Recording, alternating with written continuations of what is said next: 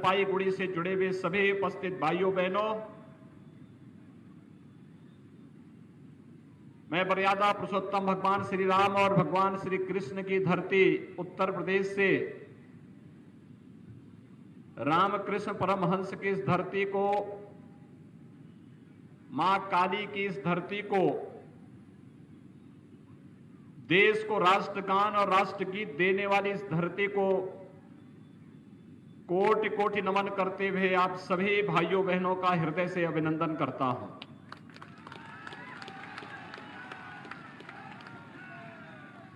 मेरे लिए यहां आना और भी आनंददायक है, क्योंकि यहां पर बड़ी संख्या में चाय बागान के श्रमिकों के साथ साथ गोरखा समुदाय से जुड़े हुए लोगों की भी एक बड़ी तादाद आज यहां पर एकत्र हुई है। इनका संबंध गोरखपुर से, भगवान गोरक्षनाथ जी की पवित्र भूमि से है और इसलिए आज मुझे आप सबके बीच में आकर के आनंद की अनुभूति हो रही है कि आपके बीच में आकर के मैं भारतीय जनता पार्टी के पक्ष में अपील भी करूं और आपके उज्जवल भविष्य के बारे में एक विस्तृत कार्य योजना भी आपके सामने प्रस्तुत करूं। भाइयों बहनों, पश्चिमी बंगाल का यह चुनाव हमारे लिए केवल सत्ता परिवर्तन का माध्यम नहीं है। बंगाल का यह चुनाव हमारे लिए बंगाल के प्रत्येक नागरिक के जीवन में खुशहाली पैदा करने के साथ साथ एक सोनार बंगला के सपने को साकार करने का भी एक अवसर है और इसमें बंगाल के हर तबके के लोगों की भूमिका महत्वपूर्ण है और इसीलिए मुझे भी आपके बीच में आना पड़ रहा है।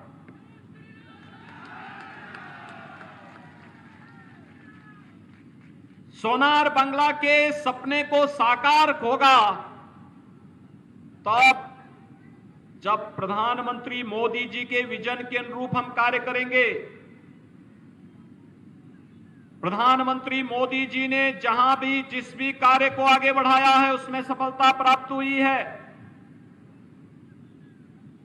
देश के अंदर प्रगति के नित नए आयाम छूते हुए भारत में दिखाई दिए हैं। उत्तर प्रदेश, जिस उत्तर प्रदेश में आज से 4 वर्ष पहले अराजकता थी, गुंडागर्दी थी, दंगे होते थे, पर्व और त्योहार शांतिपूर्ण ढंग से संपन्न नहीं हो पाते थे, व्यापक अराजकता थी, भ्रष्टाचार था, गरीबों को योजनाओं का लाभ नहीं मिलता था, विकास एकदम ठप पड़ गया था, विकास के पैमाने पर उत्तर प्रदेश पिछड़ गया था। मात्र 4 वर्ष के अंदर उत्तर प्रदेश की प्रगति देश के अंदर सबसे अच्छी प्रगति के रूप में सामने आई है और वह इसलिए आई है क्योंकि उत्तर प्रदेश में भाजपा की सरकार है। आज के दिन पर भारतीय जनता पार्टी की सरकार का मतलब डबल इंजन की सरकार, डबल इंजन की सरकार। भाइयों बहनों, ये डबल इंजन की सरकार किस रूप में कार्य करती है? 4 वर्ष में उत्तर प्रदेश में 40 लाख गरीबों को सरकारी आवास मिला है। 40 लाख गरीबों को सरकारी आवास, 2 करोड़ 61 लाख गरीबों को व्यक्तिगत शौचालय उपलब्ध करवाया गया। 3 करोड़ 56 लाख गरीब महिलाओं को जनधन अकाउंट में धनराशि उपलब्ध करवाई गई।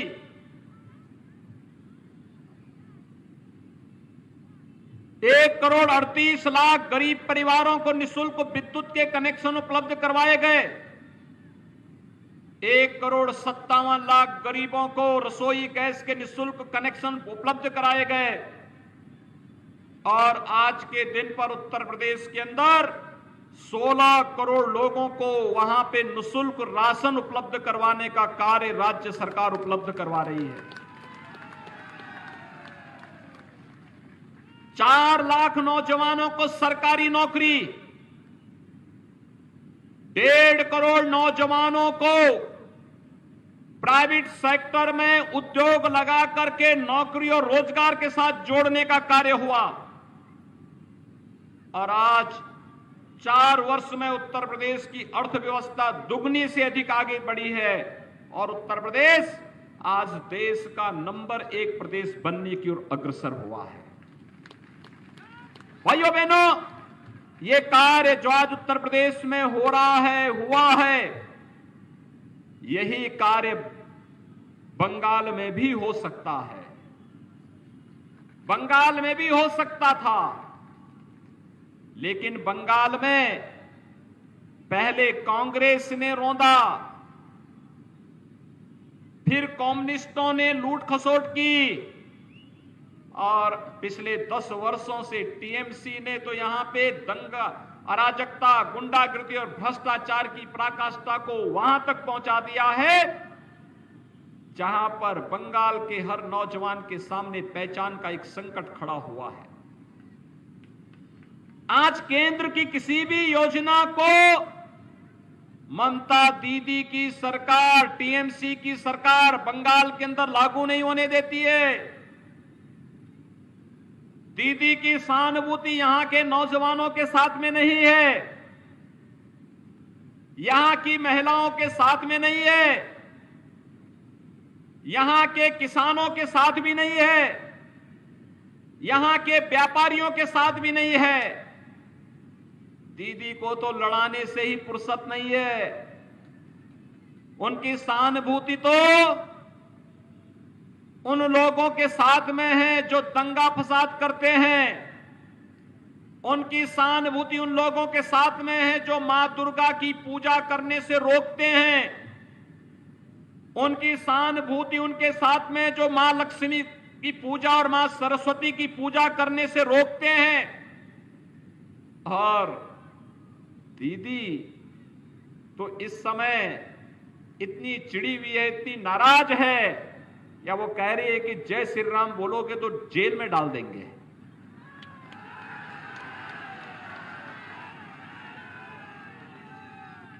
अरे चिढ़ भाजपा से हो सकती है, हमसे हो सकती है, राम से क्यों? राम तो हम सबके आराध्य हैं, भारत के जन जन की आस्था के केंद्र हैं। राम से टकराने का जो भी दुस्साहस किया है उसकी दुर्गति हुई है और टीएमसी की बंगाल के अंदर दुर्गति तय है, ये निश्चित है। और यही कहने के लिए आज मैं आपके पास आया हूं। भाइयों बहनों, जहां पर विकास के नित नए आयाम छूने चाहिए थे जिस बंगाल को, प्रधानमंत्री मोदी जी ने देश को एक विजन दिया। पिछले 1 वर्ष से पूरे देश के अंदर आप कोरोना महामारी की से जूझते हुए भारत को और दुनिया को देख रहे होंगे। दुनिया के अंदर सबसे अच्छा परिणाम उत्तर भारत ने दिया और भारत में उत्तर प्रदेश ने दिया। भाइयों बहनों, कोरोना प्रबंधन का एक कार्य प्रधानमंत्री मोदी जी के नेतृत्व में कितना बेहतर हुआ। मोदी जी ने हर गरीब के लिए निःशुल्क राशन दिया, लेकिन बंगाल के अंदर टीएमसी के गुंडे वो राशन भी खा गए। हर गरीब के लिए, हर मजदूर के लिए, रोजगार के लिए उन्होंने पैसा दिया, टीएमसी के गुंडों ने वह पैसा भी हड़प लिया। आत्मनिर्भर भारत के अंदर परंपरागत उद्यम को बढ़ाने के लिए प्रोत्साहन राशि दी, वह राशि भी टीएमसी के लोगों ने हड़प लिया। आप चिंता मत करिए, ये जो टीएमसी आज आपके अधिकार को हड़पने का प्रयास कर रही है, एक एक पाई 2 मई के बाद एक एक पैसा निकाला जाएगा और फिर बंगाल के विकास में लगाया जाएगा। ये पैसा लेकर के कोई अपने साथ नहीं जाने वाला है। ये पैसा जैसे वे लोग ले गए हैं वैसे ही निकाला जाएगा और वैसे ही फिर से बंगाल के नौजवानों के रोजगार के लिए, मजदूरों के रोजगार के लिए लगाया जाएगा। भाइयों बहनों, प्रधानमंत्री किसान सम्मान निधि एक बेहतर माध्यम हो सकता था बंगाल के अंदर। प्रधानमंत्री किसान सम्मान निधि के माध्यम से हर किसान को 6,000 रुपए सालाना भारत सरकार दे रही है। बंगाल के अंदर दीदी नहीं देने देती है। उत्तर प्रदेश के अंदर 2,42,00,000 किसान हर वर्ष इस योजना का लाभ प्राप्त कर रहे हैं। बंगाल के अंदर दीदी इसका लाभ नहीं लेने देती है। कारण साफ है, उनकी सहानुभूति किसानों के प्रति नहीं है। उनकी सहानुभूति तो किसानों का शोषण करने वाले लोगों के साथ में है, किसानों का अपमान करने वाले लोगों के साथ में है। मुझे आश्चर्य होता है, चाय बागान के में कार्य करने वाले जो लोग हैं, इन कार्मिकों को अन्य जगहों पर 350 रुपए प्रतिदिन का मानदेय मिलता है, लेकिन बंगाल में यह मात्र 200 भी नहीं मिल पाता है। आश्चर्य होता है, चाय बागान में कार्य करने वाले लोगों को आज तक जमीन का पट्टा नहीं दिया गया है, जबकि ये पट्टा वर्षों पहले मिल जाना चाहिए था।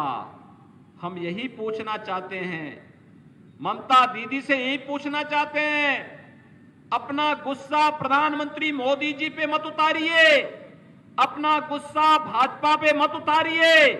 अपना गुस्सा उतारना था इन 10 वर्षों में भ्रष्टाचार पर उतारती, टीएमसी की गुंडागर्दी पर उतारती, लूट खसोट करने वाले लोगों पर उतारती, तो बंगाल का हित भी होता, टीएमसी का हित भी होता, लोग आपको सम्मान देते। लेकिन आपने इधर ध्यान नहीं दिया। आज इसका परिणाम है, बंगाल की जनता अब टीएमसी से मुक्ति चाहती है, पूरी तरह मुक्ति चाहती है। भाइयों बहनों, आखिर टीएमसी ने 10 वर्षों में चाय बागान के किसानों को, चाय बागान के कार्मिकों को उनका हक क्यों नहीं दिया? हम लोग देख रहे थे, यहां पर वर्षों से गोरखा समुदाय के लोग राजनीतिक सम्मान चाहते थे। उनके साथ संवाद बना करके, एक संवाद के माध्यम से राजनीतिक समाधान के किसी निष्कर्ष पर हम पहुंचे, शांति बहाली हो, विकास की मुख्य धारा में प्रत्येक नागरिक को जोड़ा जाए, इसके बारे में जो उपाय होने चाहिए थे, कभी भी न कम्युनिस्टों ने रुचि ली, न कांग्रेस ने रुचि ली, और टीएमसी ने भी इसमें कोई रुचि नहीं दिखाई। वो तो यहां की भावनाओं को कुचलना चाहती थी, जबरन दबाना चाहती थी, जबरन लोगों पर अत्याचार करने पर उतार हो गई थी। लोकतंत्र की सबसे बड़ी ताकत संवाद है, और अगर हम लोकतंत्र में संवाद की इस भाषा का उपयोग नहीं कर सकते हैं, तो फिर लोकतंत्र में हमें जनता के पास जाने का कोई अधिकार नहीं होना चाहिए। और टीएमसी ने, कम्युनिस्टों ने, कांग्रेस ने अपने इस अधिकार से वंचित किया अपने आप को। आज भाइयों बहनों, मैं आपसे यही कहने के लिए आया हूं, आज प्रधानमंत्री मोदी जी के नेतृत्व में भारत दुनिया की एक महाताकत बन रहा है। आज भारत के अंदर कोई भी कार्यक्रम चलता है, दुनिया के लिए एक मॉडल बनता है। आज भारत में जहां भी भारतीय जनता पार्टी की सरकारें जिन राज्यों में, वे राज्य विकास का कोई ना कोई मॉडल उपलब्ध करवा रही हैं। आज प्रधानमंत्री मोदी जी के नेतृत्व में भारत दुनिया के अंदर एक महाताकत के रूप में उभर रहा है। उस महाताकत के रूप में जहां पर हर नागरिक को जीवन की मुख्य धारा के साथ जोड़ करके उनके जीवन में खुशहाली लाना, समृद्धि का मार्ग प्रशस्त कर देना, इस अभियान के साथ जब जुड़ने की कार्रवाई हो रही हो, तो मैं बंगाल के आप सभी नौजवानों के साथ चाय बागान से जुड़े हुए समुदायों के साथ, गोरखा समुदाय के साथ, बंगाल के प्रत्येक नागरिक के साथ मैं यही संवाद स्थापित करने के लिए आया हूं। हम भी विकास से पिछड़ने न पाए, इसके लिए प्रधानमंत्री मोदी जी के विजन के अनुरूप कार्य किए जाने की आवश्यकता है। याद रखना, भाजपा जो कहती है सो करके दिखाती भी है। आपने देखा होगा, भारतीय जनता पार्टी ने कश्मीर के अंदर कहा था कि कश्मीर में धारा 370 को हटाएंगे, जम्मू कश्मीर के अंदर विकास की प्रक्रिया को तेजी के साथ आगे बढ़ाएंगे। अगर जम्मू कश्मीर के नौजवान को बंगाल के अंदर जमीन और मकान खरीदने का अधिकार है, तो बंगाल के नौजवान को और दार्जिलिंग के नौजवान को भी अधिकार देंगे कि जम्मू कश्मीर के अंदर जमीन और मकान खरीद ले, कोई उसको रोक नहीं सकता है। आज प्रधानमंत्री मोदी जी ने और गृह मंत्री अमित शाह जी ने अधिकार आपको उपलब्ध कराया है। भाइयों बहनों, कांग्रेस ने आपको इस अधिकार से वंचित किया था, लेकिन प्रधानमंत्री मोदी जी आपको यह अधिकार दे रहे हैं। उन्होंने अधिकार दे दिया है। आर्टिकल 370 जो कश्मीर के अंदर आतंकवाद की जड़ थी, उसे पूरी तरह समाप्त कर दिया है।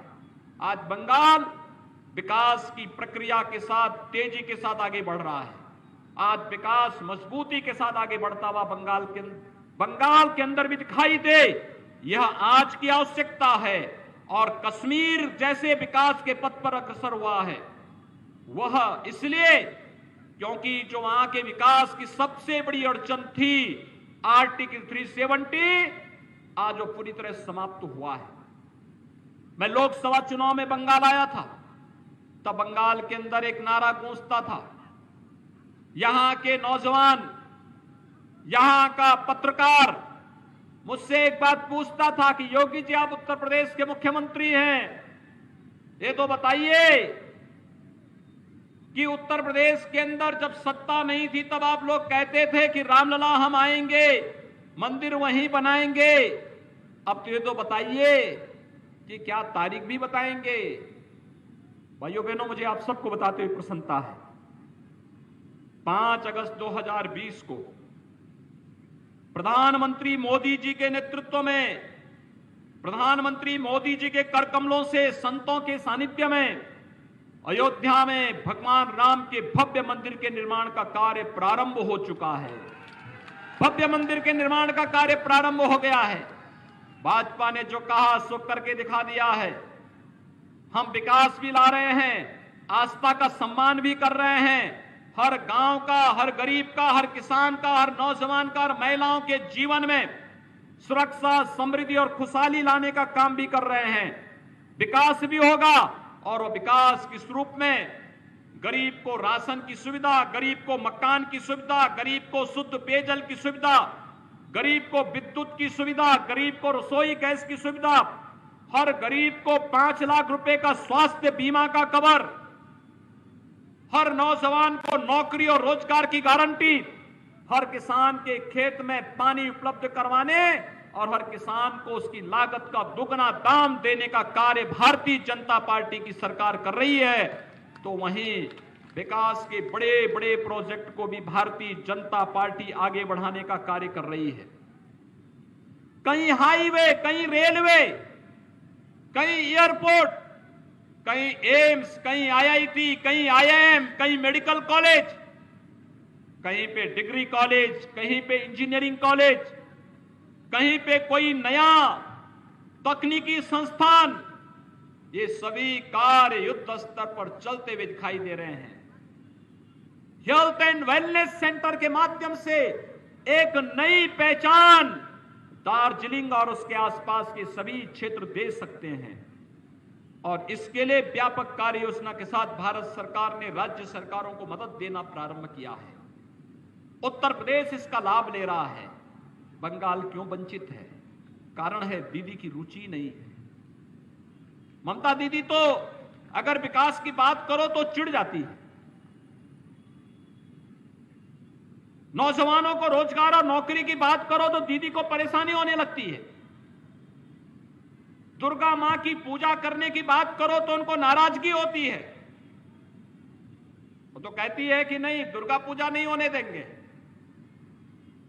वो अलग विषय है कि बंगाल के चुनाव ने दीदी को चंडी पूजा पाठ करने के लिए मजबूर कर दिया। यह है ताकत। लेकिन अगर वह अपने गुस्से को विकास पे नहीं उतारती, यहां के नौजवानों पर न उतारती, योजनाओं का लाभ यहां के नागरिकों को ईमानदारी के साथ देती, बंगाल में खुशहाली होती, हर तबका विकास के पथ पर आगे बढ़ता। लेकिन भाइयों बहनों, ये रुचि उन्होंने दिखाने का कार्य नहीं किया है। और आज मैं आप सबको ये बताने के लिए, आश्वस्त करने के लिए आया हूं, भारतीय जनता पार्टी यहां पर चाय बागान के जो हमारे श्रमिक हैं, यहां के जो कर्मी हैं, कार्य करने वाले लोग हैं, इनके हितों को पूरी तरह प्रतिबद्ध है, इनके हितों को संरक्षण देने के लिए पूरी तरह प्रतिबद्ध है। भारतीय जनता पार्टी गोरखा समुदाय की समस्या का समाधान करके एक राजनीतिक समाधान निकालने का पूरी तरह पक्षधर है। और भारतीय जनता पार्टी सेवक पुल को बनाने के लिए भी पूरी प्रतिबद्ध है। भारतीय जनता पार्टी की केंद्र सरकार इसके लिए पैसा देना चाहती है, लेकिन टीएमसी की ममता दीदी की सरकार पैसा नहीं लेना चाहती है। वो नहीं चाहती, क्योंकि ये सेवक पुल बनेगा तो फिर टीएमसी के गुंडे कहां पर खनन, अवैध खनन कैसे कर पाएंगे। इसलिए इस भय से वे लोग चाहते ही नहीं कि यहां पे कोई कार्य हो सके। इसीलिए यही कारण है अवैध खनन यहां चल रहा है, जंगलों का कटान चल रहा है। और यही नहीं, यहां पर सॉलिड वेस्ट मैनेजमेंट के लिए भी कोई व्यवस्था टीएमसी की सरकार नहीं कर पाई है। यहां पर गरीब कल्याण योजनाओं का लाभ यहां के आम नागरिक को नहीं मिल रहा है। टीएमसी के गुंडे सब हड़प जा रहे हैं। भारतीय जनता पार्टी के 130 से अधिक कार्यकर्ताओं की निर्मम हत्या टीएमसी के शासन में बंगाल के अंदर हुई है।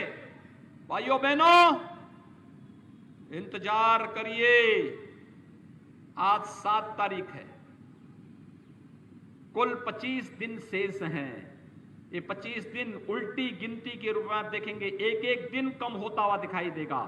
और 2 मई जब आएगी, टीएमसी की सरकार से बंगाल को मुक्ति मिलेगी, बंगाल विकास के पथ पर आगे बढ़ेगा और टीएमसी के गुंडों को निकाल करके कानून के शिकंजे में कसा जाएगा, जैसे आपने कल उत्तर प्रदेश के अंदर देखा होगा। ये अपराधी कहीं भी छिप जाए, ये तो तय है कि अपराधी को कांग्रेस, कम्युनिस्ट और टीएमसी जैसे दल संरक्षण जरूर देंगे। लेकिन आप चिंता मत करिए,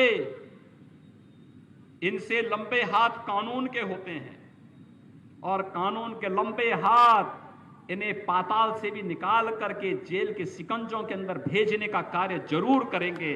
और यही आश्वासन देने के लिए आज हम सब आपके बीच आए हैं। जिस प्रतिबद्धता के साथ आपने काम किया है, अब तक भारतीय जनता पार्टी को सफलता दिलाई है, आप सभी लगे।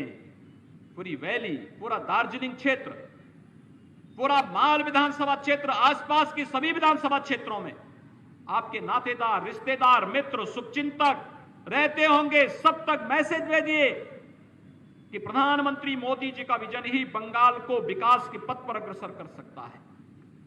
प्रधानमंत्री मोदी जी बंगाल को विकास के पथ पर आगे बढ़ा करके देश की एक बड़ी अर्थव्यवस्था के रूप में उभार सकते हैं। बंगाल के नौजवानों का, बंगाल के किसानों का, बंगाल की महिलाओं का, बंगाल के हर तबके के लोगों के हितों का संरक्षण केवल और केवल प्रधानमंत्री मोदी जी के नेतृत्व में ही संभव हो सकता है। और उसी हित के संवर्धन के लिए, बंगाल के उन्नयन के लिए भारतीय जनता पार्टी के समर्थन में आप सबसे अपील करने के लिए आज मैं आपके बीच में यहां पर उपस्थित हुआ हूं। सोनार बांग्ला के सपने को साकार करने के लिए भारतीय जनता पार्टी ने श्री महेश बागे को अपने प्रत्याशी के रूप में आपके बीच में उतारा है। भाइयों बहनों, श्री महेश बागे महेश बागे भारतीय जनता पार्टी के प्रत्याशी के रूप में आपके बीच में उपस्थित हुए हैं। आप सभी लोग समर्थन करेंगे?